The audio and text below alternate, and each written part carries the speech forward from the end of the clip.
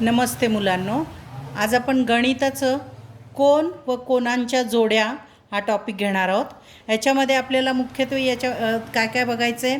संलग्न कोन म्हणजेच लगतचे कोन म्हणजे काय, कोटी कोन म्हणजे काय, पूरक कोन कशाला म्हणतात, विरुद्ध किरण, रेषीय जोडीतील कोन, विरुद्ध कोन आणि विरुद्ध कोनांचे गुणधर्म, तसंच त्रिकोणाचे आंतरकोन, त्रिकोणाचे बाह्य कोन आणि बाह्य कोनांचे गुणधर्म, या सगळ्या गोष्टी आज आपल्याला बघायच्या आहेत।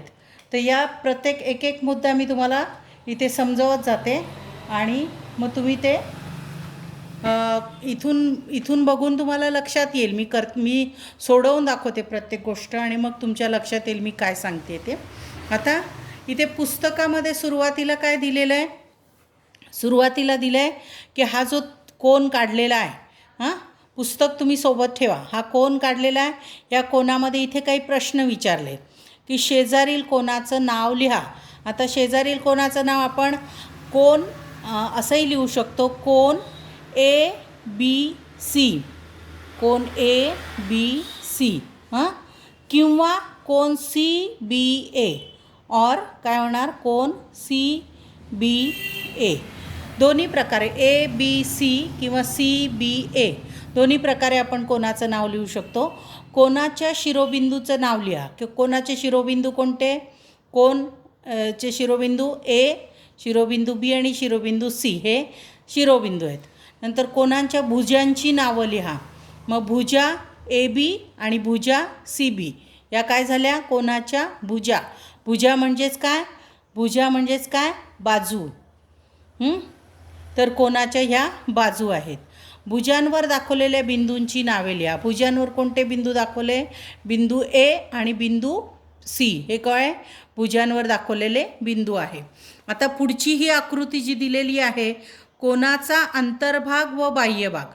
आता कोनाचा अंतर्भाग म्हणजे हा कोन काढलेला आहे, त्याच्या आतल्या बाजूचा हा सगळा आहे, याला कोनाचा अंतर्भाग म्हणतात। आणि हा कोन आहे याच्या इकडचा भाग जो आहे याला म्हणतात कोनाचा बाह्य भाग। मग कोनाच्या अंतर्भागात कोणते बिंदू आहे, बिंदू एन, बिंदू एम, बिंदू टी, बिंदू ओ हे कोनाच्या अंतर्भागातील बिंदू आहे। आणि बिंदू जी, बिंदू डी, बिंदू एस आणि बिंदू ई हे कोनाच्या बाह्य भागातील बिंदू आहेत। तसंच बिंदू पी, बिंदू क्यू आणि बिंदू आर हे कोनावरील बिंदू आहेत। आलं लक्षात।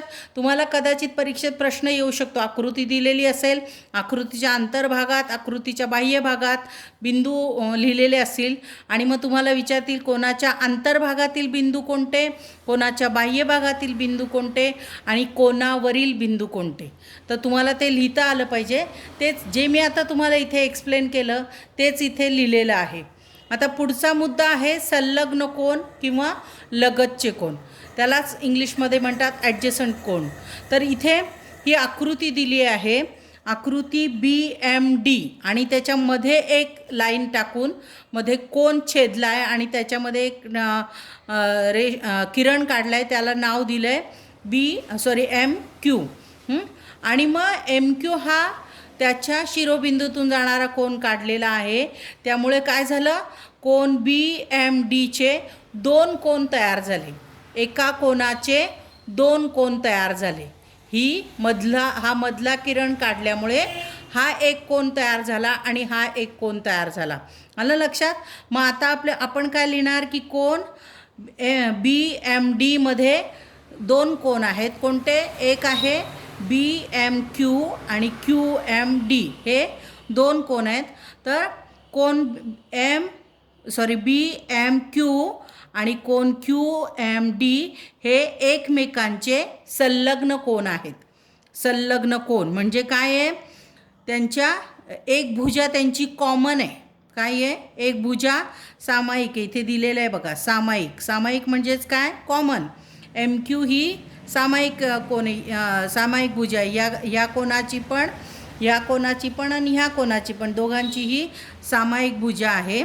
तर एम हा शिरोबिंदू सामायिक शिरोबिंदू आहे आणि या कोनाच्या अंतर्भागात एकही सामायिक बिंदू नाही, हे एकमेकांचे शेजारी आहेत। अशा कोनांना संलग्न कोन असे म्हणतात। म्हणजे याचा शेजारी हा आणि याचा शेजारी हा म्हणून ह्या दोघांना एकमेकांचे शेजारी किंवा संलग्न कोन किंवा लगतचे कोन किंवा ॲडजसंट कोन असं म्हणतात. आणि या दोघांना एक सामायिक बिंदू आहे आणि एक शिरोबिंदू एम हा शिरोबिंदू सामायिक आहे. संलग्न कोणांची एक भुजा सामायिक असून उरलेल्या दोन भुजा सामायिक नसतात आणि भुजेच्या विरुद्ध बाजूंना असतात. सामायिक भुजेच्या विरुद्ध बाजूंना असतात, त्यांना शिरोबिंदू सामायिक असतो. तर हा शिरोबिंदू यांना दोघांना सामायिक आहे, या दोन्ही कोणांना सामायिक आहे. ही भुजा सामायिक आहे आणि ह्या दोन जे त्याचे उरलेल्या भुजा आहेत त्या असामायिक आहेत किंवा वेगळ्या आहेत. तर पुढचं आपण बघणार आहोत.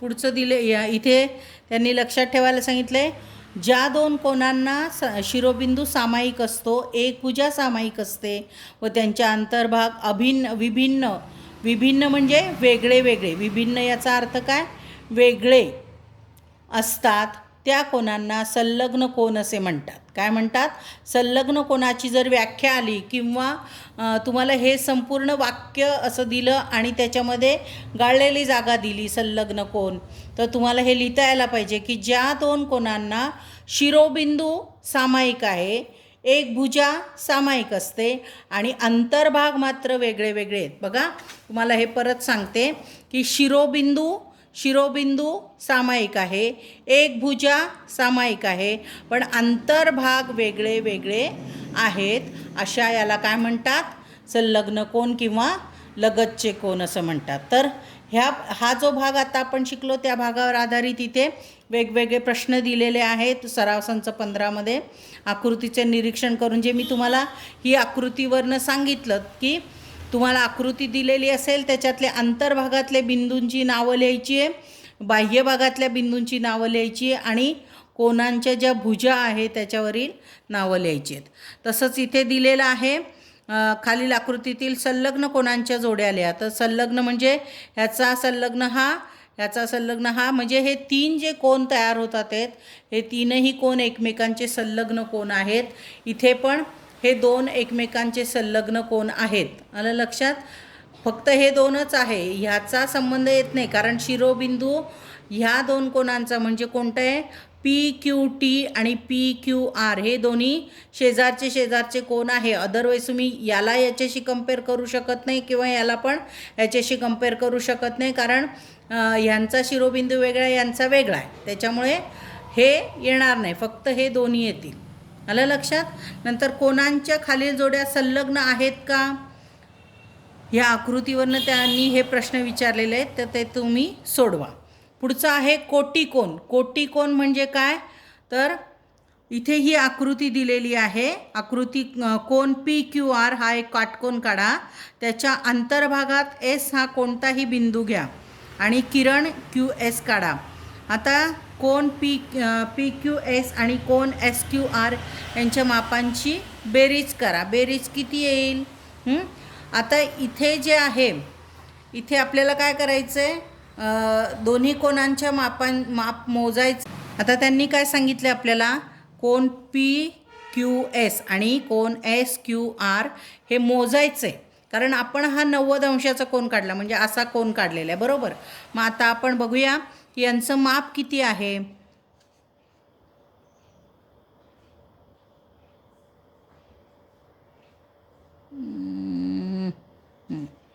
आता हे बघा किती आहे, 60, 65, हे 65 आणि हे पुढचं किती आहे, 5 आणि 90, 65 आणि हे पुढचं, म्हणजे हे जे आहे हे 65 अंश आणि हे 5 आणि 70, 25, 65 आणि 70,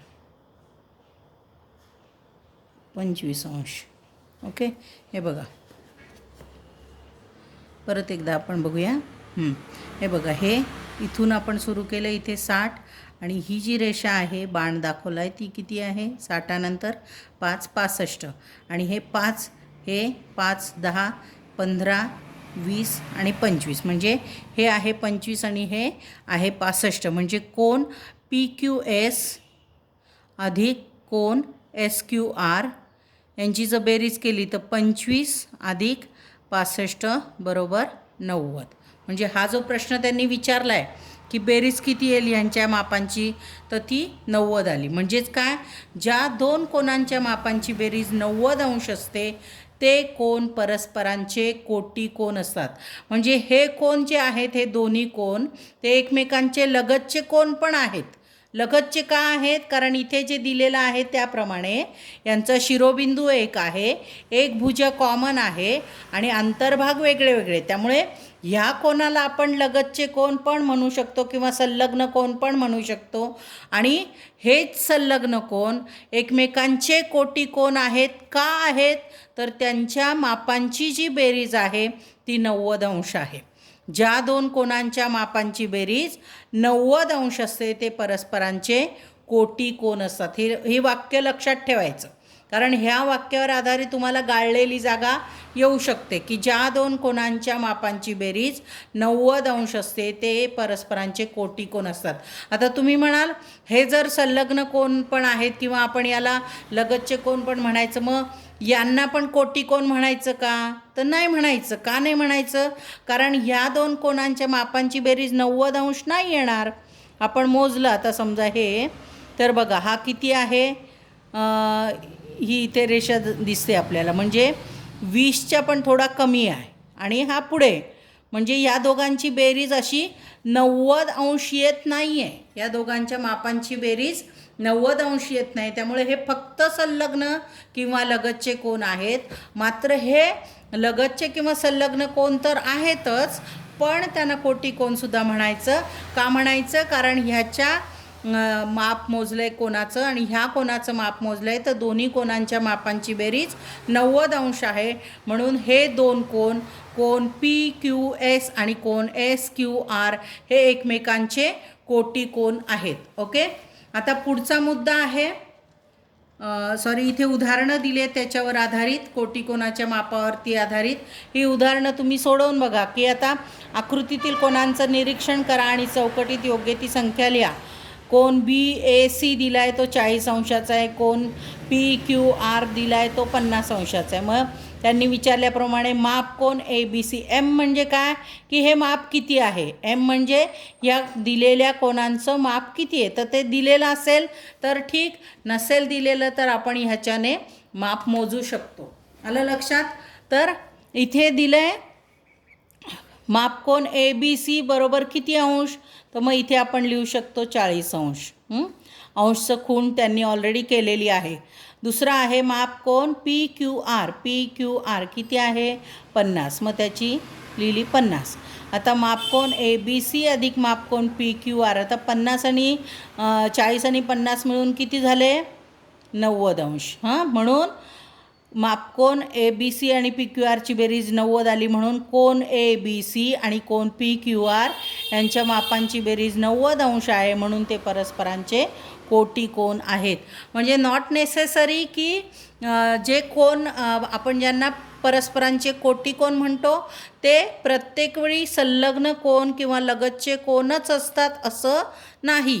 आलं लक्षात. जे मी तुम्हाला या उदाहरणाबाबत सांगितलं की हे दोन्ही कोन एकमेकांचे लगतचे पण आहेत आणि कोटी कोन पण आहेत, कारण त्यांच्या मापांची बेरीज 90 अंश आहे.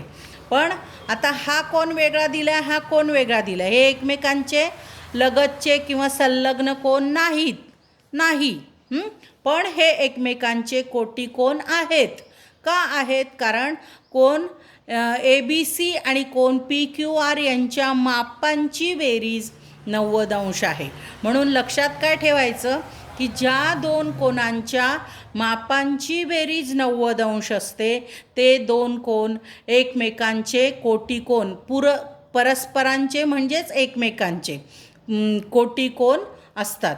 आता इथे उदाहरण दिले 70 अंश मापाच्या कोनाच्या कोटी कोनाचे माप किती. नेहमी कोणते पण कोनांची बेरीज जी आहे ती 90 अंश. इकडे लक्ष द्या. आता माझ्या खुणा तितक्या येऊ शकणार नाही, पण तुम्ही माझ्या लिहिण्याकडे पण लक्ष द्या, म्हणजे तुम्हाला लक्षात येईल. मी काय सांगते की कोणतेही दोन जे कोन असतात त्यांची बेरीज 90 अंश असते. किती असते 90 अंश 90 अंश असते. तर त्यामुळे जर आपल्याला एका कोनाचं माप दिलेलं आहे, समजा इथे 70 अंश दिलेला आहे आणि मग दुसरा कोन कोणता ते विचारलं आहे. म्हणजे 70 अंश मापाच्या कोनाच्या कोटिकोनाचे माप किती. म्हणजे 70 अंश दिलेलं आहे, एकाचं माप 70 अंश, मग दुसऱ्याचं किती. मग काय करायचं, दिलेल्या कोटिकोनाचे माप x मानू आणि 70 अधिक x बरोबर 90. म्हणजे काय सांगितलं आहे, जसं हे आपण म्हटलं की या दोघांची बेरीज किती आहे 90. मग तसं इथे 70 अधिक x x x x हा काय आहे x. मग हे 70 अधिक x बरोबर 90. मग इथे 70 आपल्याला नको आहे, कारण आपण हे मागच्या वर्षी शिकलेलो आहोत. पदावली सोडवताना काय करायचं असतं की ज्या ठिकाणी अक्षर दिलेलं असतं आपल्याला ते अक्षराची किंमत काढायची असते. म्हणून त्या ठिकाणी दिलेली जी संख्या असते ती आपल्याला नको असते, म्हणून ती आपण दोन्ही बाजूने कॅन्सल करतो. मग ती कशी करतो, जिथे बेरीज असेल त्याच्या विरुद्ध क्रिया करायची वजाबाकी, जर गुणाकार असेल तर विरुद्ध क्रिया करायची भागाकार. म्हणजे कोणतीही जी क्रिया दिलेली असते त्याच्या विरुद्ध क्रिया करायची. आता इथे 70 अधिक x दिलेला आहे, मग आपल्याला हा 70 नको आहे म्हणून -70 केलं. मग एका बाजूतून -70 केलं म्हणून बरोबर चिन्हाच्या दुसऱ्या बाजूतून सुद्धा -70 करायचं आहे. मग इथे हा अधिक 70 -70 गेला म्हणून 0 आला, जो की आपण लिहिला नाही आहे. x बरोबर 90 - 70 बरोबर 20. म्हणजेच काय, 70 अंश मापाच्या कोटिकोनाचे माप आहे 20 अंश. इथे समजलं. आता पुढचा जो मुद्दा दिला आहे त्याने पुढचं जे उदाहरण दिलं आहे a+15 कंस अंश. म्हणजे ही एक संख्या दिलेली आहे, मला लक्षात, ही एक संख्या दिलेली आहे पण ती त्यांनी पदावलीच्या स्वरूपात दिली. a+15 अंश व 2a अंश हे एकमेकांचे कोटिकोन आहेत, तर प्रत्येक कोनाचे माप किती. आता आपल्याला काय करावं लागेल, ह्या दोन्ही कोनांच्या प्रत्येक कोनाचं माप किती आहे हे काढण्यासाठी आधी आपल्याला एची किंमत काढावी लागेल, बरोबर. आणि त्यांनी सांगताना काय सांगितलं आहे की एकमेकांचे कोटिकोन म्हणजेच काय, हे अधिक हे बरोबर 90. मग हे आपण केलं a+15 अधिक 2a बरोबर 90. मग 2a आणि हा a मिळून झाला 3a अधिक 15 बरोबर 90. ही पदावली पुढे पुढे सोडवत जायची जी मागच्या वेळी आपण शिकलेलो आहोत. हा a म्हणजे 1a अधिक 2a बरोबर 3a अधिक 15 बरोबर 90. आता हा 15 इथे अधिक आहे म्हणून तो इकडे वजा केला, म्हणून 3a वजा इथे ही जी मधली स्टेप त्यांनी गाळलेली आहे 3a बरोबर 90 वजा 15 म्हणून हे 75 आलं आहे. इथे 3a आलं आहे, आलं लक्षात.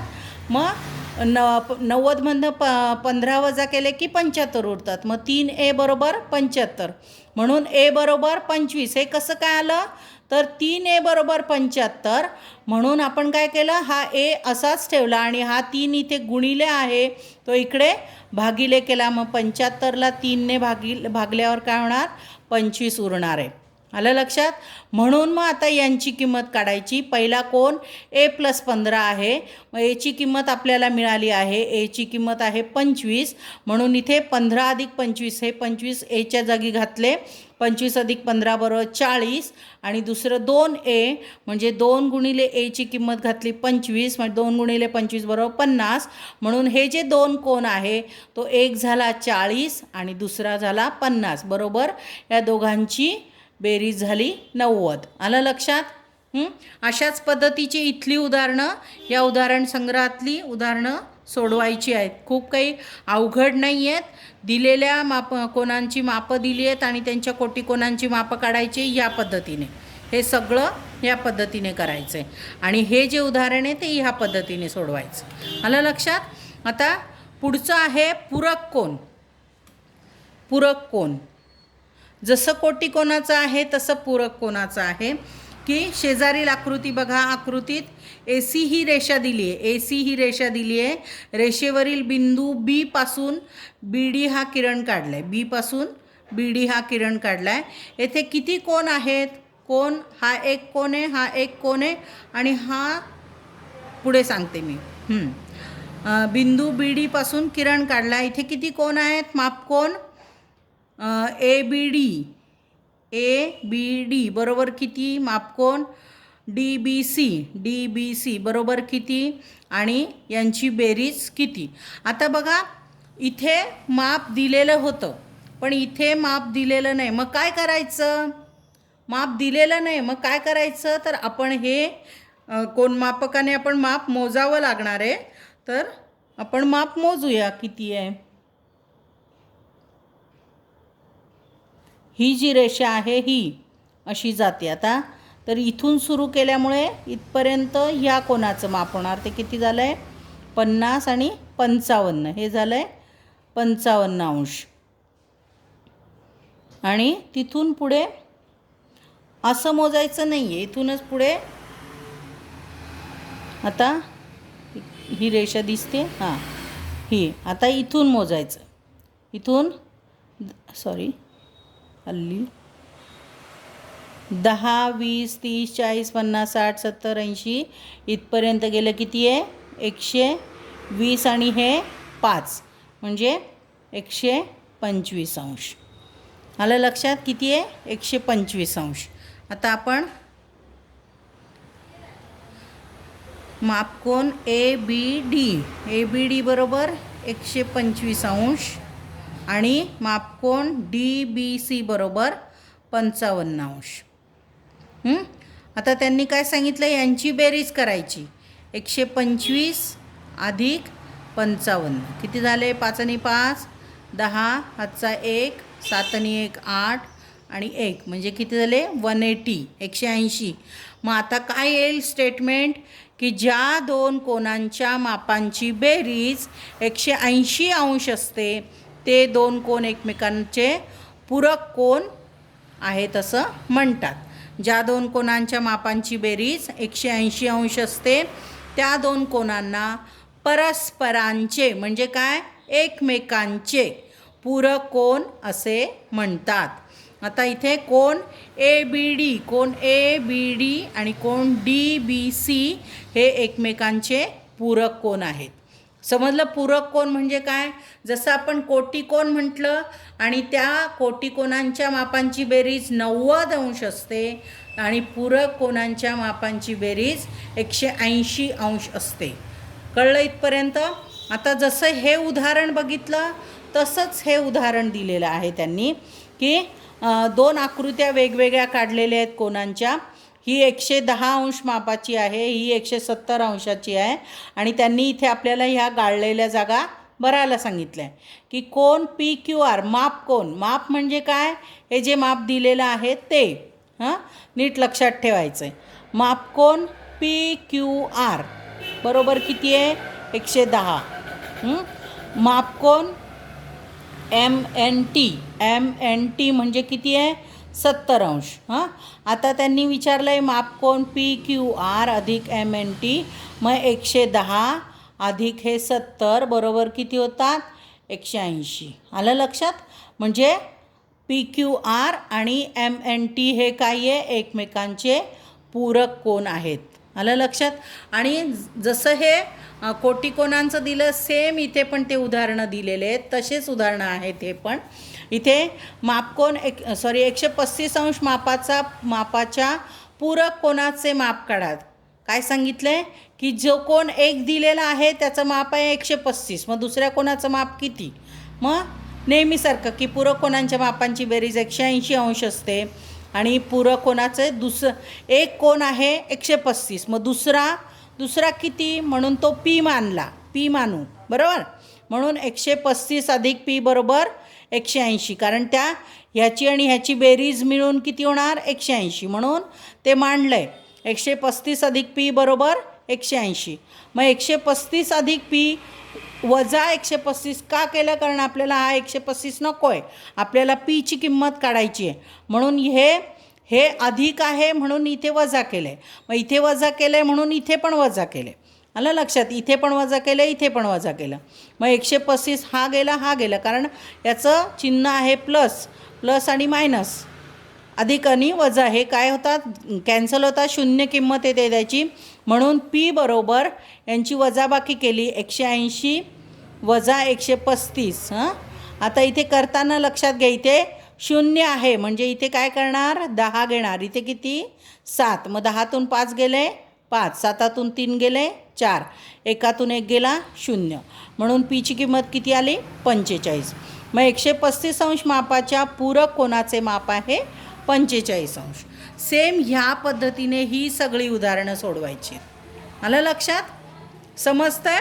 आता पुढचं आहे a+30 अंश व 2a अंश या एकमेकांचे पूरक कोन आहेत, तर प्रत्येक कोनाचे माप किती. जसं कोटी कोनाचं हे उदाहरण आहे तसं सेम हे उदाहरण आहे.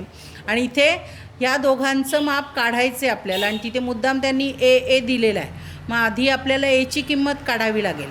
मग हा आणि हा यांची बेरीज होते 180 अंश. म्हणून a+30 अधिक 2a, a+30 हा एक कोन आहे अधिक हा एक कोन आहे, त्यांची बेरीज आहे 180 अंश. मग हा इथे काहीही नाही म्हणजे 1 आहे.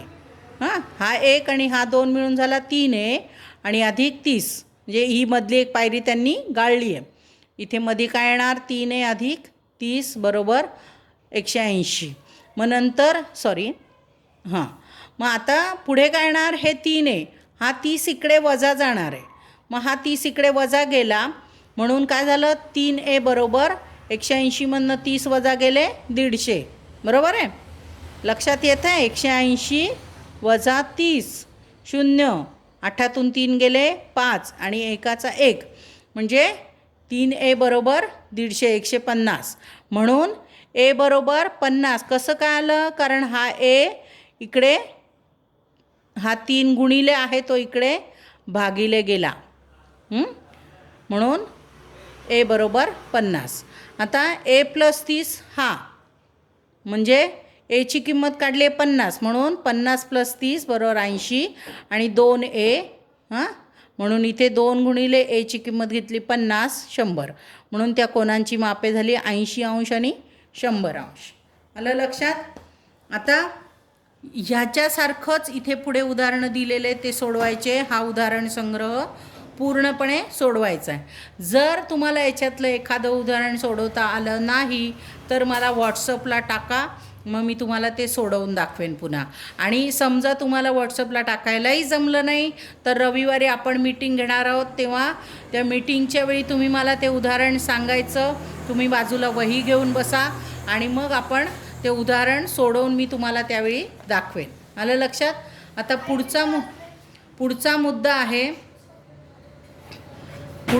आहे विरुद्ध किरण. हे त्यांनी इथे चर्चा करायला सांगितलेली आहे की 2 लघुकोन एकमेकांचे कोटिकोन असू शकतात का. आता तुम्हाला पहिली गोष्ट तुम्हाला हे लक्षात यायला पाहिजे की लघुकोन कशाला म्हणतात. आपण हे जेव्हा भूमितीची सुरुवात होते आपल्याला मॅथ्स गणितामध्ये तेव्हाच आपण लघुकोन, काटकोन, विशालकोन हे शिकलेलो आहोत. त्यामुळे लघुकोन म्हणजे 90 अंशापेक्षा लहान कोन. मग कोणता पण असू शकतो, तो 50 असू शकतो, 60, 70, 90पेक्षा लहान म्हणजे सगळे लघुकोन. तर 2 लघुकोनांचे परस्परांचे कोटिकोन असू शकतात का, तर असू शकतात. कारण जर एक 70 अंशाचा आहे, एक 20 अंशाचा आहे, किंवा एक 60 अंशाचा आहे, एक 30 अंशाचा आहे, तर त्यांची बेरीज 90 अंश येऊ शकते. त्यामुळे हे असू शकतात का, तर हो असू शकतात. नंतर 2 कोटिकोन परस्परांचे कोटिकोन असू शकतात का, 2 काटकोन परस्परांचे कोटिकोन असू शकतात का, तर नाही. 2 काटकोन म्हटल्याबरोबरच त्याचं अंतर माप किती येतं, 90 अंश. मग 90 अंश अधिक 90 अंश येणार आहे का, ते 180 अंश येईल. त्यामुळे ते चूक. जर एक लघुकोन आणि एक विशालकोन परस्परांचे कोटिकोन असू शकतात का, नाही. कारण विशालकोन म्हटला म्हणजे 90 अंशापेक्षा जास्त, त्यामुळे त्यांची बेरीज 90 अंशापेक्षा जास्तच येणार आहे. त्यामुळे हे पण येणार नाही. 2 लघुकोन परस्परांचे पूरक कोन असू शकतात का, पूरक कोन, आता पूरक कोन येण्यासाठी त्यांची बेरीज 180 अंश असायला हवी, पण लघुकोन जे असतात त्यांचं माप हे 90 अंशापेक्षा कमी असतं. जर एका कोणाचं माप 90 अंशापेक्षा कमी आहे आणि त्याचं जर पूरक कोन हवा आहे तर दुसरा माप 100 म्हणजे 100% तो 90पेक्षा मोठा येतो, त्यामुळे हे चूक. दोन काटकोन परस्परांचे पूरक कोन असतात का? 101% असतात. आलं लक्षात? कारण काटकोनाचं मापच किती असतं? 90 अंश. एक काटकोन 90 अंश, दुसरा काटकोन 90 अंश, म्हणजे बेरीज झाली 180 अंश, त्यामुळे हे 100% बरोबर. पुढचं आहे एक लघुकोन आणि एक विशाल कोन परस्परांचे पूरक कोन असतात का? असतात, कारण तसंच आपण आत्तापर्यंत हे जे काही बघितलेलं आहे इथे प्रत्येक ठिकाणी बघितलं, एक छोटा एक मोठा, एक छोटा एक मोठा, त्यामुळे ते असतात. ओके. आता आहे विरुद्ध किरण. विरुद्ध किरण, किरण म्हणजे काय की ज्याला एक स्टार्टिंग पॉईंट आहे आणि दुसऱ्या बाजूला बाण दाखवलेला आहे. याचा अर्थ काय? किरण कसा असतो? एका दिशेने अमर्याद असतो. तर शेजारील आकृतीमध्ये किरणांची नावं सांगा. इथे ही आकृती दिली आहे, ही आकृती दिलेली आहे आणि किरणांची नावं सांगायला त्यांनी सांगितलं आहे. आता आकृती एक मधील कोणाचं नाव काय आहे? इथे कोण तयार झालेला आहे, इथे कोण तयार झालेलं आहे, त्यामुळे हा कोणाचं नाव काय आहे? कोण ABC. आणि किरणाच्या आरंभबिंदूचं नाव सांगा. तर किरणाच्या आरंभबिंदूचं नाव आहे B आणि याचं नाव आहे कोण ABC. आलं लक्षात? आता पुढे आहे दुसरी आकृती. दुसऱ्या आकृतीमधील कोणाचं नाव लिहा. दुसऱ्या आकृतीमधील कोणाचं नाव आता यांनी इथे दाखवलं आहे. आपण मागच्या वर्षी हे शिकलो होतो. 0 अंशाचा कोन म्हणजे ह्या दोन्ही रेषा एकमेकांवर सरळ आहेत अशा जर असल्या तर तो 0 अंशाचा कोन, असा असला लघुकोन, असा असला काटकोन, नंतर वाढवला विशाल कोन आणि हा सरळ आहे, त्यामुळे हा सरळ कोन आहे, त्यामुळे याचं नाव काय आहे? कोन ABC किंवा कोन CBA. कोन CBA दोन्ही असा पण लिहू शकतो, असा पण लिहू शकतो, पण त्यांनी बाण असा दाखवला त्यामुळे हा बरोबर. CBA, कोन CBA. आणि याचं काय सांगितलं त्यांनी? आकृतीतील B हा आरंभबिंदू आहे, B हा आरंभबिंदू आहे आणि हा कोन आहे. तर आकृती 1 मध्ये किरण BC आणि किरण BA मिळून विशाल कोन होतो. तर आकृती 2 मध्ये किरण BC आणि किरण BA मिळून सरळ कोन होतो, एक सरळ रेषा मिळते. येथे किरण BC आणि BA हे एकमेकांचे विरुद्ध किरण आहेत. आता हा जो आहे आपण मागच्या वर्षी शिकलो त्याप्रमाणे विशाल म्हणजे इथे बघा तुम्ही ह्या दोन रेषा जर बिंदू इथे घेतला आणि हे असं जर घेतलं A बिंदू आणि B बिंदू, C बिंदू, हा आहे C आणि हा आहे A, असं जर घेतलं तर तो 0 अंशाचा कोन झाला. हा लघुकोन झाला. म्हणजे तुम्हाला असं करून दाखवते हवं तर मी, हा झाला लघुकोन आणि हा झाला काटकोन आणि मग नंतर विशाल कोन आणि असा जर केला तर तो सरळ कोन. मग हा जो सरळ कोन आहे त्या सरळ कोनामध्ये एक रेषा ह्या बाजूला जाते, एक रेषा ह्या बाजूला जाते. आरंभबिंदूपासून दोन्ही रेषा 2 दिशांना जातात म्हणून त्यांना विरुद्ध किरण असं म्हणतात. काय म्हणतात? विरुद्ध किरण. आलं लक्षात? तर त्याचं स्टेटमेंट कसं दिलं आहे त्यांनी? ज्या 2 किरणांना आरंभबिंदू सामायिक असतो व त्या किरणांनी एक रेषा तयार होते त्या किरणांना परस्परांचे विरुद्ध किरण असं म्हणतात. हे वाक्य नीट लक्षात ठेवायचं. हे तुम्ही काय म्हणता येईल इम्पॉर्टंट म्हणून लक्षात ठेवायचं, कारण याच्यावर आधारित गाळलेली जागा येऊ शकते. जोड्या लावांमध्ये पण प्रश्न टाकता येऊ शकतो. ज्या 2 किरणांचा आरंभबिंदू सामायिक असतो म्हणजे हा किरण आणि हा किरण म्हणजे कोणता? BC, किरण BC आणि किरण BA, ह्या दोन्ही किरणांचा बिंदू B हा काय आहे? त्या दोन्ही किरणांचा बिंदू B हा सामायिक बिंदू आहे. आरंभ बिंदू म्हणजे बिंदू B हा काय आहे? आरंभ बिंदू, तो सामायिक आहे आणि त्या 2 किरणांमुळे काय झालं? एक सरळ रेषा तयार झालेली आहे म्हणून त्या किरणांना काय म्हणतात? विरुद्ध किरण असं म्हणतात. आलं लक्षात? तर हे नीट लक्षात ठेवायचं आहे.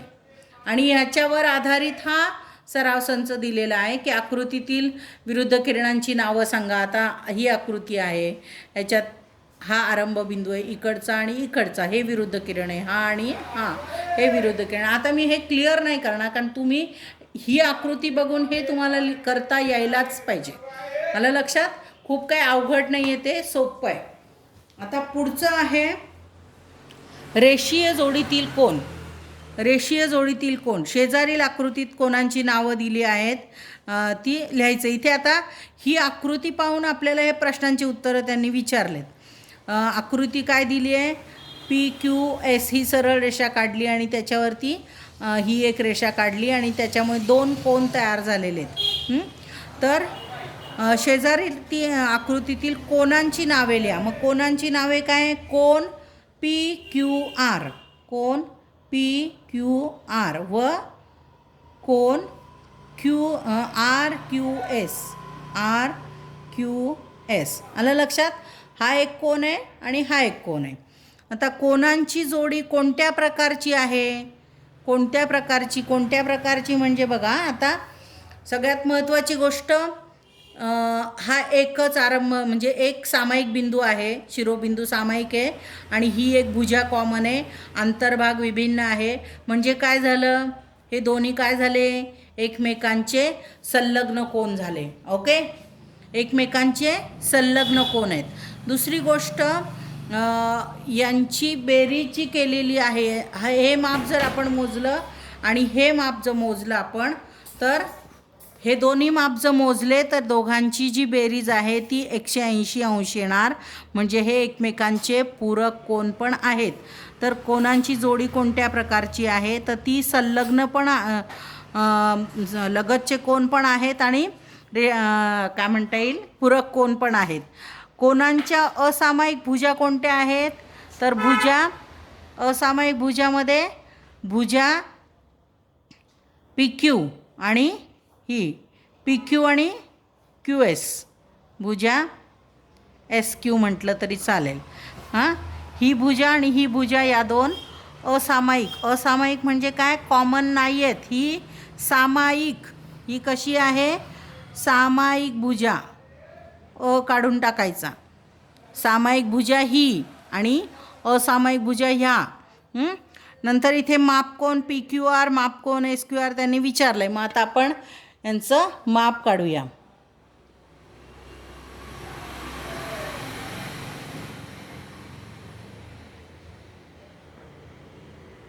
आता हे किती आहे? 50 आणि 55, हे झाले 55. आणि इकडनं असं मोजत आलं तर 120 आणि 10, 120 आणि 25, हे आहे 125 आणि हे आहे 55 अंश 125 अंश. तर PQR आहे 125 अंश आणि दुसरा आहे RQS हा 55 अंश. तर यांची बेरीज 125 अधिक 55, 5 आणि 5 10, हातचा 1, 5 आणि 2 7 आणि 1 8 आणि एकाचा 1, 180 अंश. तर आकृतीत कोन PQR, कोन RQS हे संलग्न कोन आहेत, तसेच ते पूरक कोन आहेत, तसेच ते पूरक कोन पण आहेत. मी जे जसं मगाशी इथे म्हटलं ना कोणत्या प्रकारची, मग मी तुम्हाला काय सांगितलं की ते संलग्न कोन पण आहेत आणि ते पूरक कोन पण आहेत. का संलग्न आहेत? कारण शेजारचे आहेत, अंतर्भाग वेगळा आहे, एक भुजा सामायिक आहे, बिंदू कॉमन आहे, म्हणून संलग्न कोन आहेत. आणि पूरक कोन काय आहेत? कारण ह्याची आणि ह्याची बेरीज केली तर ती 180 अंश येते, म्हणून पूरक कोन आहेत. तर त्यांच्या असामायिक भुजा हे परस्परांचे विरुद्ध किरण आहेत. म्हणजेच त्या भुजांनी एक रेषा तयार होते. हे दोन कोन रेषीय जोडीतील कोन असं म्हणता येईल. आता ह्या दोन त्याच्या ज्या दुसऱ्या भुजा आहेत, ज्या असामायिक भुजा ज्या आहेत, ही आणि ही, ह्या कशा आहेत? एका रेषेत असतात, म्हणून त्याला रेषीय जोडीतील कोन म्हणायचं. म्हणून ह्या दोन कोनांना काय म्हणायचं? रेषीय जोडीतील कोन. शब्द आणि त्याचं एक्सप्लेनेशन, ह्या गोष्टींची सांगड घाला. जो शब्द आहे रेषीय जोडीतील कोन, रेषा आणि रेषीय जोडी. लक्षात आलं? रेषा रेषा लक्षात ठेवायचं, रेषा म्हणून त्यांना म्हणतात रेषीय जोडीतील कोन. म्हणून मग एक वाक्य लक्षात ठेवायचं की रेषीय जोडीतील कोनांच्या मापांची बेरीज 180 अंश असते. आता पुढे हे जे काही दिलं आहे हे पण तुम्ही लक्षात ठेवा. ज्या दोन कोनांची एक भुजा सामायिक असते व असामायिक भुजांनी सरळ रेषा तयार होते त्यांना रेषीय जोडीतील कोन असे म्हणतात. आणि रेषीय जोडीतील कोन परस्परांचे पूरक कोन असतात. हे सुद्धा लक्षात ठेवायचं. काय सांगितलं त्यांनी? ज्या दोन कोनांची एक भुजा सामायिक असते व दोन वेगळ्या ज्या भुजा आहेत त्या असामायिक असून त्यांनी एक रेषा तयार होते त्यांना रेषीय जोडीतील कोन असं म्हणतात. आणि रेषीय जोडीतील कोन जे आहेत ते परस्परांचे पूरक कोन असतात. म्हणजेच त्यांच्या मापांची बेरीज 180 अंश असते. समजलं? आता पुढे त्याच्यावर आधारित हा उदाहरण संग्रह दिलेला आहे. खाली दिलेल्या वर्णनाप्रमाणे कोनांच्या जोड्या काढा आणि काढता येत नसतील तर सकारण लिहा. संलग्न नसलेले कोन. आता हे करून बघा तुम्ही. नाही जमलं तर आपण मीटिंगच्या दिवशी मग मी तुम्हाला प्रत्यक्ष करून दाखवेल ते. कारण आता मी हे किती सांगितलं तरी जोपर्यंत तुम्ही स्वतः करत नाही तोपर्यंत तुमच्या लक्षात येणार नाही आहे. आता पुढचं आहे विरुद्ध कोन. विरुद्ध शब्दच लक्षात घ्या. जसं हे मी म्हटलं की नाही रेषा तशी रेषा, तसं विरुद्ध इथे दिलंच आहे बघा विरुद्ध. तर शेजारील आकृतीत पीटी आणि रेषा पीटी आणि रेषा RS या परस्परांना Q बिंदूत छेदतात. 4 कोन तयार झालेले आहेत. आता रेषा PT आणि RS या दोघं एकमेकांना ह्या इथे बिंदूमध्ये काय करतात? छेदतात. म्हणजे इथे त्या एकमेकांना कट करतात. तर त्यामुळे काय झालं? हा एक कोन, हा एक कोन, हा एक कोन, हा एक कोन, असे 4 कोन तयार झालेले आहेत. किती? 4 कोन. तर कोन PQR हा किरण QP आणि किरण QR यांनी तयार झाला. कोन PQR कोन PQR म्हणजे हा कोन जो आहे हा किरण QP आणि किरण QR यांच्यामुळे तयार झालेला आहे. किरण QP आणि QR हे एकमेकांचे विरुद्ध किरण अनुक्रमे QT आणि QS यांच्या आता हे बघा इथे सरळ दिलेलं आहे. मी हे वाचण्यापेक्षा मी तुम्हाला आकृतीत बघायला सांगते की ह्याच्या विरुद्ध काय आहे? हा. आणि ह्याच्या विरुद्ध काय आहे? हा. त्याच्यामुळे नावं तुम्ही लक्षात घ्या. कारण मी नावं वाचत बसली तर तुमचा गोंधळ होईल. त्यापेक्षा आकृतीकडे तुम्ही नीट बघितलं तर तुम्हाला नीट लक्षात येईल की PQR याचा विरुद्ध कोन आहे कोन SQT किंवा TQS. आणि कोन PQS याचा विरुद्ध कोन आहे हा. विरुद्ध म्हणजे इकडे आता हे हात आहेत माझे समोरासमोर आहेत. पण जर मी असे केले तर काय झालं? ह्या हाताचं तोंड इकडे, या हाताचं तोंड इकडे, म्हणजे काय झालं? विरुद्ध झालं. आलं लक्षात? तर तुम्ही तसं लक्षात घ्या. विरुद्ध कोन म्हणजे याचा विरुद्ध कोन हा आणि ह्याचा विरुद्ध कोन हा. आलं लक्षात? आता पुढे काय दिले ते बघूया.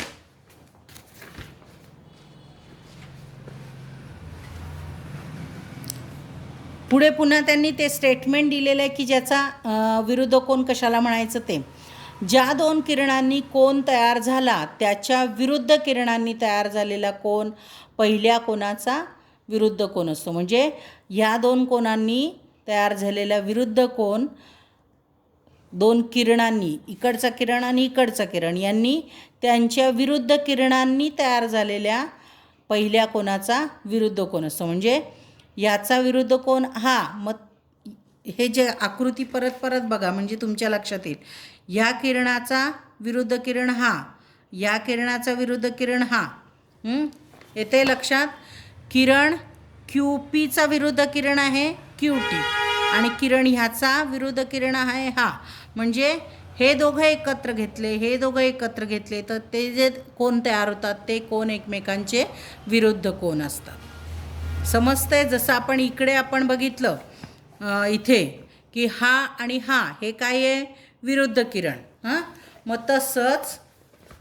तसंच इथे नीट बघा, हा आणि हा विरुद्ध किरण, हा आणि हा विरुद्ध किरण, बरोबर. मग ह्याचा अर्धा हा भाग घेतला, अर्धा हा भाग घेतला, अर्धा हा भाग घेतला, अर्धा हा भाग घेतला. मग हे दोन जे घेतले तर हे जे तयार झाले हे एकमेकांचे विरुद्ध कोन आहेत. आलं लक्षात? आता पुढे दिलंय विरुद्ध कोनांचे गुणधर्म. विरुद्ध कोनांचे गुणधर्म. आता विरुद्ध कोनांचे गुणधर्म काय आहे? जे आधीचे आपण शिकलोय त्याला धरूनच हे पुढचे गुणधर्म आहेत.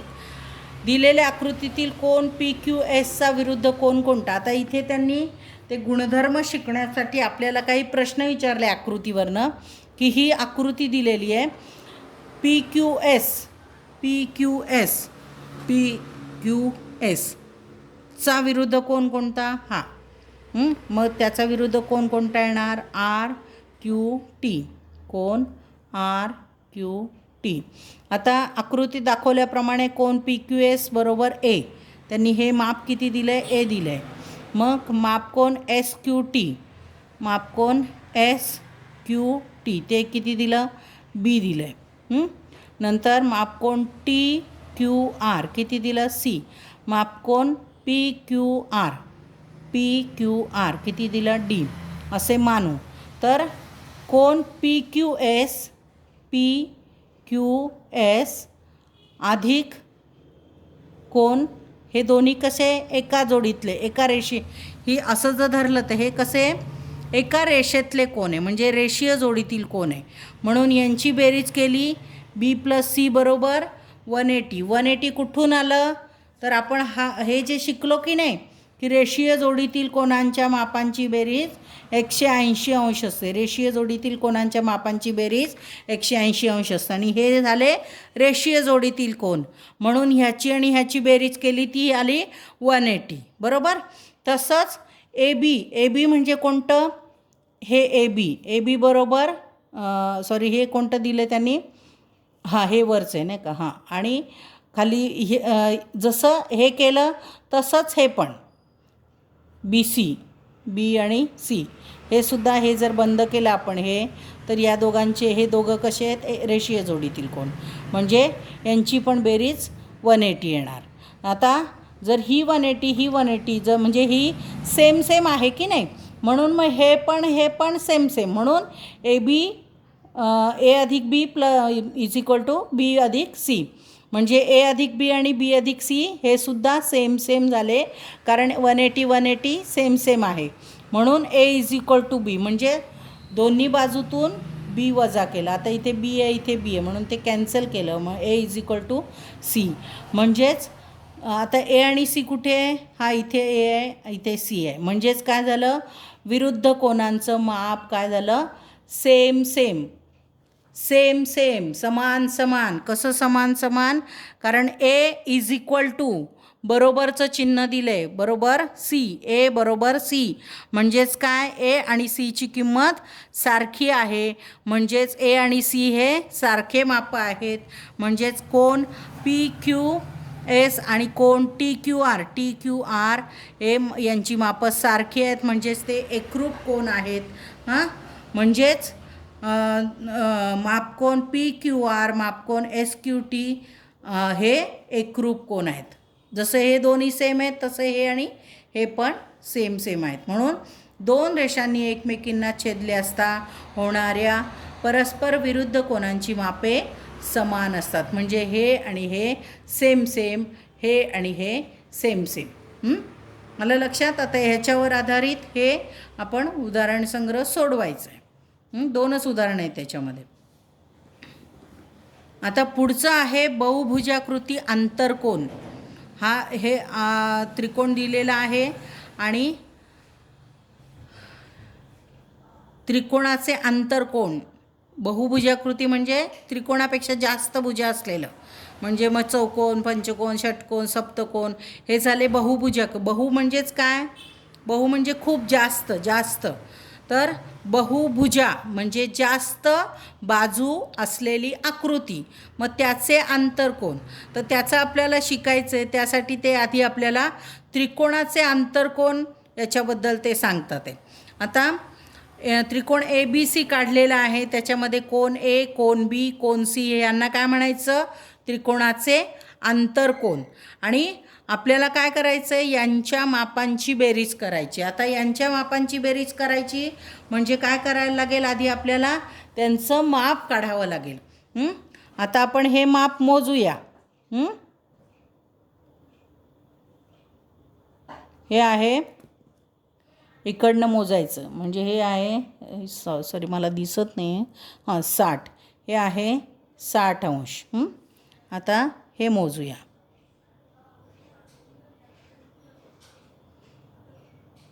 आता हे मोजताना आपण हा आपल्याला दिसतानाच लक्षात येतो की हा लघुकोन आहे, त्यामुळे आपण ही 150 संख्या नाही घ्यायची आहे. 10, 20 बाहेरची आहे ती. मग हे 1 मिनिट,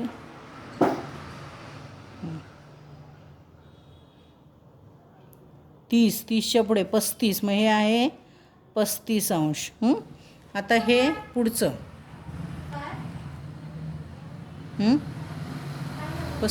दिसत नाही ग थोडं,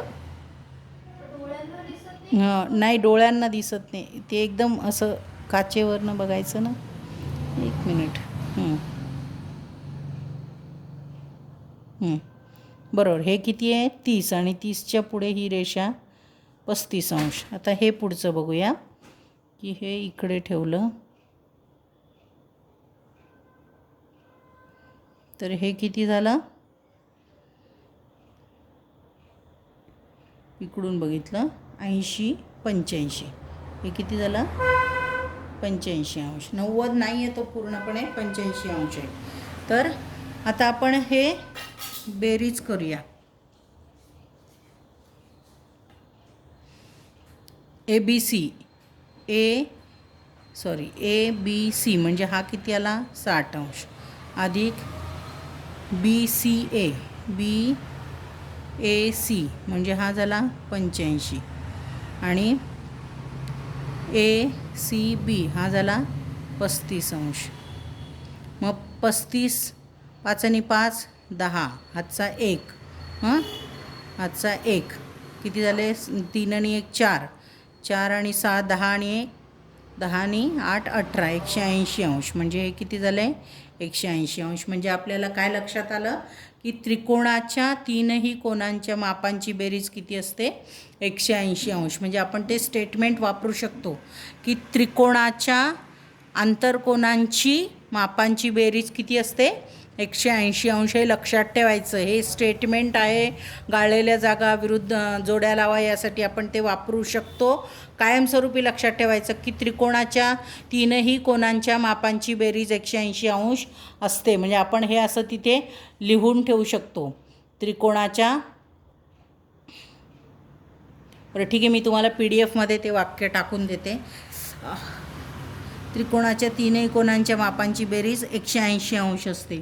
आता इथे बहुभुजाकृतीचं नाव दिलं आहे. त्रिकोण, चौकोन, पंचकोन, षटकोन, सप्तकोन, अष्टकोन आणि डॅश डॅश डॅश एन बाजू असलेली आकृती, म्हणजे किती पण मोठी की ज्याला असं असं असं असं खूप साऱ्या बाजू आहेत, म्हणून तो एन दिलेला आहे. एन म्हणजे काय? किती पण, मोजलेल्या, पुढे मोजल्यावर आपल्याला कळेल.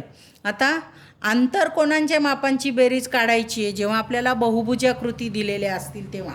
तर ते करताना आपण काय करायचं आहे की पहिलं त्यांनी दिले त्रिकोणाची संख्या, त्रिकोणांची संख्या. हे किती आहे? त्रिकोण एक संख्या आहे, म्हणून इथे किती त्रिकोण आहेत? एकच त्रिकोण आहे, म्हणून 180 गुणिले 1 बरोबर 180. आलं लक्षात? हा गुणाकार किती येणार? 180.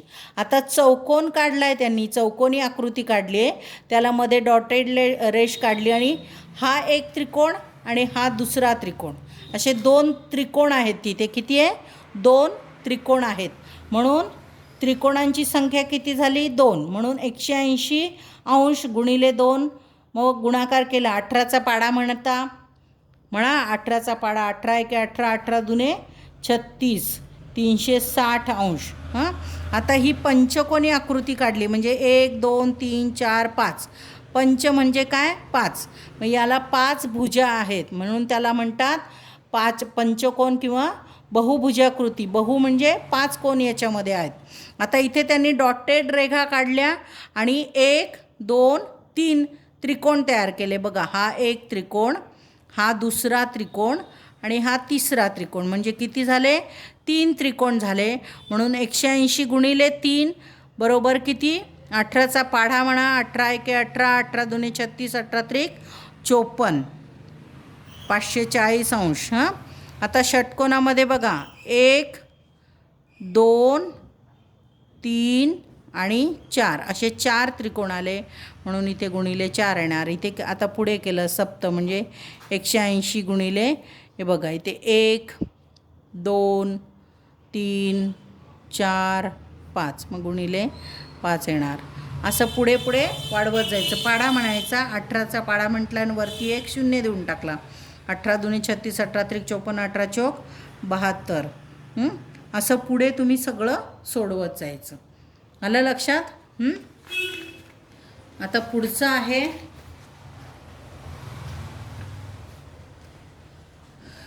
त्रिकोणाचा बाह्यकोन. काय आहे पुढचं त्रिकोणाचा बाह्यकोन. मग बाह्यकोनमध्ये काय आहे बाह्य म्हणजे काय तर बाहेरचा हा त्रिकोण आणि त्याच्या बाहेरचा कोन हा किंवा हा त्रिकोण हा बाहेरचा कोन. बघा हा बाहेरचा कोन हा बाहेरचा कोन किंवा हा बाहेरचा हा त्रिकोण त्याचा बाहेरचा कोन हा त्रिकोण त्याच्या बाहेरचा कोन हा त्रिकोण त्याच्या बाहेरचा कोन म्हणून हे त्रिकोणाचा बाह्यकोन असं त्यांनी सांगितलं आहे. आता त्यांनी इथे काय दिले त्रिकोण ABCची बाजू BC दाखवल्याप्रमाणे वाढवली तर कोन ACD हा नवीन कोन त्रिकोणाच्या बाहेर तयार होतो. म्हणजे प्रत्येक ठिकाणी काय केलं त्रिकोण जो काढलेला आहे त्याची एक बाजू वाढवली तर हा कोन तयार झाला. ही बाजू वाढवली तर हा कोन तयार झाला. ही बाजू वाढवली तर हा कोन तयार झाला. म्हणजे त्रिकोणाच्या 3 बाजू जर वाढवल्या तर त्याला 3 बाह्यकोन तयार होतात. मग त्याच्यावरून त्यांनी एक स्टेटमेंट केलं आहे की त्रिकोणाची एक बाजू वाढवल्यावर जो कोन त्रिकोणाच्या लगतच्या आंतरकोनाशी रेषीय जोडी करतो त्या कोनाला त्रिकोणाचा बाह्यकोन असे म्हणतात. आता रेषीय जोडी म्हणजे हे जर सगळं आपण बंद केलं तर काय दिसतं आपल्याला हा आणि हा कसा आहे रेषीय जोडीतील कोन आहे किंवा हा आणि हा कसा आहे रेषीय जोडीतील कोन आहे किंवा हा आणि हा कसा आहे हा आणि हा कसा आहे रेषीय जोडीतील कोन आहे. म्हणूनच त्यांनी वाक्य काय दिले त्रिकोणाची एक बाजू वाढवली त्रिकोणाची ही बाजू वाढवली ही बाजू वाढवली ही बाजू वाढवली तर जो कोन त्रिकोणाच्या आतल्या आंतरकोनाशी लगतचा कोन किंवा रेषीय जोडी करतो त्या कोनाला त्रिकोणाचा बाह्यकोन असे म्हणतात. तर हे स्टेटमेंटसुद्धा तुम्ही लक्षात ठेवायचं आहे. आणि त्याच्यावरनं पुढे हे दिलेलं आहे शेजारील आकृतीमध्ये त्रिकोणाचे बाह्यकोन दाखवले आहेत. ABCDEF हे त्रिकोण PQRचे बाह्यकोन आहेत. प्रत्येक त्रिकोणाला याप्रमाणे 6 बाह्यकोन असतात. त्यांनी जे वाढवून दाखवले बाह्यकोन म्हणजे कसे ही पण वाढवली तर हे 2 बाह्यकोन येतात. ही वाढवली तर हे बाह्यकोन येतात. म्हणजे हे पुढे याच त्रिकोणात पुन्हा पुढे केलं याच्यासारखं तर लक्षात येईल तुमच्या. आता बाह्यकोनाचा गुणधर्म काय जसं आपण आंतरकोनाचा गुणधर्म शिकलो त्यासाठी ही आकृती आपण अभ्यासली. आंतरकोनाच्या गुणधर्मासाठी की हे आणि हे सेम आहे हे आणि हे सेम आहे हे शिकण्यासाठी आपण हे केलं. तसं बाह्यकोनाचे गुणधर्म कोणते हे समजून घेण्यासाठी आपल्याला ही आकृती अभ्यासायची. त्यासाठी ही आकृती त्यांनी दिलेली आहे आणि आकृतीवरनं प्रश्न विचारलेत तर ते प्रश्न विचारल्यानंतर आपण ते सोडवायचे. हे इथलं सोडवलं की त्याचे गुणधर्म काय आहेत ते आपल्याला कळतात. शेजारील आकृतीमध्ये PRS हा त्रिकोण PQRचा बाह्यकोन आहे. PRS हा काय आहे त्रिकोण PQRचा बाह्यकोन आहे. आणि त्रिकोण कोन PQR हा त्याचा लगतचा आंतरकोन आहे. सॉरी PRQ म्हणजे हा लगतचा आंतरकोन आहे, हा बाह्य कोन आहे. तर इतर दोन आंतरकोन म्हणजे कोन P आणि कोन Q हे PQR पासून लांब आहेत, तर त्यांना दूरस्थ आंतरकोन, यांना काय म्हणतात, यांना दूरस्थ आंतरकोन असं म्हणतात. आणि हा काय आहे, लगतचा आंतरकोन. हा लगतचा आंतरकोन. हा लांब आहेत, लांब म्हणून दूरस्थ आंतरकोन. हा जवळ आहे, जवळ म्हणून लगतचा आंतरकोन. तर हे लक्षात घ्यायचं, कारण हे शब्द जे आहेत हे पुढे गुणधर्मामध्ये आपल्याला वापरायचेत. मापकोन P अधिक मापकोन Q अधिक मापकोन PRQ बरोबर किती? तर आपण मागच्या इथे शिकलो, काय शिकलो, की त्रिकोणाच्या आंतरकोनांच्या मापांची बेरीज किती असते, 180 अंश असते. म्हणून इथे काय लिहिणार, डायरेक्ट 180 अंश असते. तर तिन्ही कोणांच्या मापांची बेरीज 180 अंश असते. मापकोन PRS आणि मापकोन PRQ. आता बघा इथे PRS म्हणजे हा कोन आणि मापकोन PRQ हा कोन, यांची बेरीज किती असते. आता हे जर आपण हे बंद केलं, ही इकडची आकृती बंद केली, तर तुमच्या लक्षात येईल की हा कोन आणि हा कोन हे दोघांचे एकमेकांचे रेषीय जोडीतील कोन आहेत. म्हणजेच मग ते आपण जे इकडे शिकलो रेषीय जोडीतील कोन, की रेषीय जोडीतील कोनांच्या मापांची बेरीज 180 अंश असते. म्हणून मग हा कोन आणि हा कोन यांची बेरीज किती असेल, 180 अंश. आलं लक्षात. तर मग आता काय येणार याच्यावरनं, मापकोन P, मापकोन Q आणि मापकोन PRQ इज इक्वल टू मापकोन PRS आणि मापकोन PRQ. म्हणजे जर हे आणि हे सेम आहे तर मग हे आणि हे पण सेम असणार. काय म्हणते मी, समजते तुम्हाला, की इथे 180 आहे, इथे 180 आहे, म्हणून ही बाजू आणि ही बाजूसुद्धा सेम असणार, सेम. मग मापकोन P अधिक मापकोन Q बरोबर मापकोन PRS. आता इथे बघा, इथे मापकोन P अधिक मापकोन Q अधिक मापकोन PRQ, इथे पण PRQ, म्हणून हे आणि हे कॅन्सल झालं. म्हणजे काय झालं, मापकोन P आणि मापकोन Q बरोबर मापकोन PRS. म्हणजेच काय येणार, की स्टेटमेंट काय येणार, त्रिकोणाच्या बाह्य कोनाचे माप हे त्या त्रिकोणाच्या दूरस्थ आंतरकोनांच्या मापांच्या बेरजे एवढं असतं. आलं लक्षात. काय येणार, की ह्याचं जे माप आहे ते ह्या दोघांच्या मापांच्या बेरजे एवढं असणार आहे. मापकोन PRS हे किती आहे, तर ह्या दोघांची बेरीज जितकी येणार तितकं हे माप असणार आहे. म्हणून त्रिकोणाच्या बाह्य कोनाचे माप हे त्या कोनाच्या दूरस्थ आंतरकोनांच्या मापांच्या बेरजे एवढं येतं. आता ह्याच्यावरनं तुम्हाला इथे हा उदाहरण संग्रह सोडवायचा आहे आणि ट्राय करा, कारण खूप काही अवघड नाही, एकदम सोपं आहे. लेसन पण सोपा होता, खूप अवघड नाही आहे. फक्त नीट लक्ष द्यायचं आहे. शब्दांचा आणि आकृतीचा संबंध लक्षात घ्या, कारण आकृतीच्या हिशोबानेच शब्द सांगितलेले असतात तिथे, त्यामुळे ते लक्षात ठेवणं खूप सोपं आहे. आणि सगळे उदाहरण संग्रह सोडवा. रविवारपर्यंत माझ्या मते सगळे उदाहरण संग्रह सोडवून होतील. आणि जे काही अडणार आहे, जे काही समजणार नाही, ते रविवारच्या मीटिंगमध्ये मला सांगा. त्यावेळी वही सोबत घेऊन बसा, मी तुम्हाला प्रत्यक्ष वहीवर सोडवून दाखवेल आणि मग तेव्हा आपण डिस्कस करू, जे येतं आहे नाही येतं आहे ते. आणि व्हिडिओ पुन्हा पहा, तेव्हा ते तुम्हाला लक्षात राहील. आलं लक्षात.